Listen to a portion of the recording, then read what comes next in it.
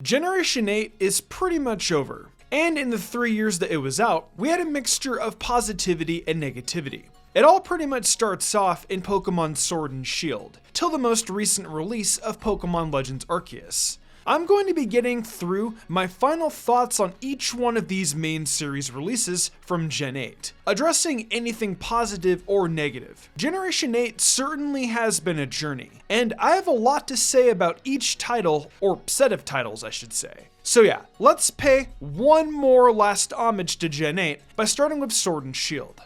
I remember it like it was yesterday. Pokémon Sword and Shield were announced, and it looked pretty hype. But then after a while, we learned the news that not all the Pokémon would be returning in Sword and Shield, and this made the Pokémon community quake. I will admit that I was a little upset about the National Dex in the beginning, but then I just started to not really care. In 2019, I addressed the topic of game development being harder than what gamers think. This video pretty much explains it. Not having all the Pokémon return to me wasn't a big deal, and some of the anger individuals had was a little bit out of control. Then we had the trees and the graphics / development aspect on top of that. But despite this, even with the wild area, it wasn't all that impressive, and even left me asking for more. I will say though, in retrospect, it paved the way for the much better looking areas in Legends Arceus. So this was a good starting point to get to where Legends Arceus is now. Outside of the little controversy, there is some positivity that I can say about Sword and Shield, and that is the decks of the new mons that were introduced. All the characters and Pokemon were very well designed and interesting, Alcremie being one of my favorites. Sword and Shield definitely has one of the most unique cast of new Pokemon, and Zacian and Zamazenta are a few of my favorite box art legends. The story had the potential to be interesting and good, but there was just not enough satisfying build up to the climax. I mean, it was pretty obvious Rose was the villain. And while there was an attempt to make a sort of interesting statement on renewable energy, the motivations and demeanor shown by the end just didn't really make too much sense without any additional build-up. The features that were being introduced, being Dynamax and Gigantamax, were fun concepts to a degree. Dynamaxing was entirely boring though, just having the Pokemon go up in size, but they did have some cool moves while in the forms. However, with Gigantamax, unique Pokemon received Gigantamax forms like how Megas did, my personal favorite being Venusaur. Lastly, there's the DLC, and yeah, I'm kinda disappointed with the DLC. I never really liked it much. Had Pokemon released Isle of Armor and Crown Tundra together at the end of the year, that would have made a huge difference, I feel. I definitely would have been more excited. That said though, graphically, the DLC did take a step up as most of the areas looked decent in comparison to the initial wild area. The new Legends and the Calyrex storyline though, definitely were the main highlights of these DLCs. And I will admit, I did like seeing the new Pokemon. I never really cared for Dynamax Adventures though. I'm sure a lot of other people did have fun with it though.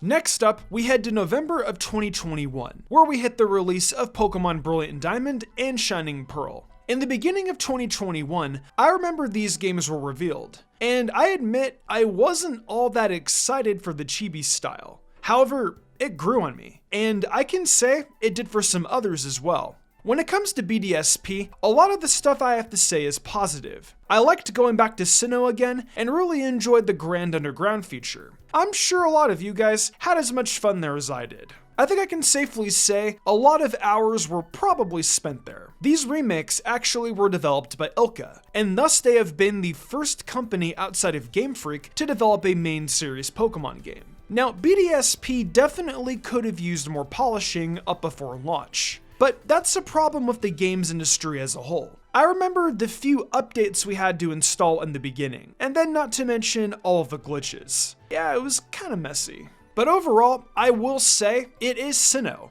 and I enjoyed it. My opinions with these set of games is mainly positive, but of course, the mess we had to deal with was a bit irritating. It wasn't anything that turned me off completely from the games though, because like I said, I like Sinnoh. I liked going back to my junior high days and early high school days, from when the Sinnoh games came to be. Speaking of that, I really miss the events of having to go to Toys R Us or GameStop and finding certain mythical Pokemon. Even though we don't get those anymore, I love the fact that there are still updates on BDSP after the launch of Shaymin, Darkrai, and Arceus events. So I can at least say thank you for that. I love Shaymin, and it's better than just receiving one from Mystery Gift.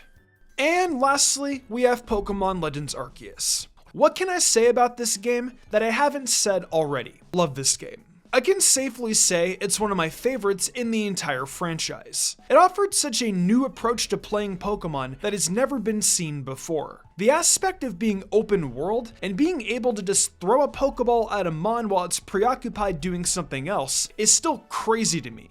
I'm old, so I played Pokemon on the Game Boy. If you would have told me as a kid that we would be getting these kinds of games, I would have thought you were lying to me. It's such a major milestone in the franchise, and it gives you that fun game loop that keeps you addicted and hooked. Though I do usually look for story in how I rate a Pokemon game. Legends Arceus had a decent one at best. It's definitely not my favorite in the world, but with this game, the new features more than make up for the story. Now, Legends Arceus isn't exactly known for its battles that we see in the traditional Pokemon games. But I will say, however, there are two battles in particular that really make the game challenging and compelling. The battles between Volo and Giratina is heated, and I would even deem it the most goated battle in all of the Pokemon franchise. Think about it. You have to battle Volo first, and then you can't even heal before going up against Giratina. Pokemon delivered a challenge, and I gotta say, I love it. Though Volo and Giratina may be a huge purpose in these games, your initial goal is to actually catch one of every Pokemon in Hisui, which eventually leads you to take on Arceus. As an end of game goal, I think that's awesome. It's a game where you truly have to catch them all in order to beat it fully. Oh, and the regional variants were super fun to catch too, especially seeing how they differ to their counterparts. I have a few small negative things, but they aren't too extreme. I've mentioned these aspects before, but some areas are kind of ugly, and Poppin is pretty egregious at times. Some areas look really bad far away. And then, yeah, that Gyarados, that still makes me laugh. I will say though, even with a few negative hiccups here and there, Legends Arceus is really paving the way for Gen 9 to be improved upon. Pokemon is gradually getting better over their previous attempts to push the series in a bigger and bolder direction. Gen 9 already looks better than Legends Arceus, and I will say that's pretty exciting. I just hope they continue to improve even more, because Generation 9 looks really solid so far. I'm honestly really looking forward to it. Well, there you have it, my final thoughts on Generation 8. Like I said in the intro, Generation 8 was quite the journey, especially in the beginning. I gotta ask what your thoughts are though. Just anything besides the Sword and Shield stuff, because I already know the majority of the opinions on that mostly. However, if you have something of interest, don't hesitate to comment. I'm really curious about your thoughts about how Legends Arceus is paving the way to Gen 9. That interests me the most. But yeah, let me know. Welcome back to the outro, folks, your favorite part of the video. Thank you for enjoying another Mystic Umbreon video. We made it through the end of the 8th generation, and now we begin the long trek into late 2022 where Pokemon Scarlet and Violet await us. It's a whole new world we'll live in, but we still gotta catch them all. However, there's still a ton of videos to do and experiences to have until then. If you're interested in more Mystic content, check out my TikTok and the Mystic Umbreon Shorts YouTube channel. If we get the 10k followers on TikTok, I'll be doing a viewer's choice video. If you like Genshin Impact, check out my Genshin channel Tevachinary. So if you all enjoyed, be sure to leave a like and subscribe for more. See you next time.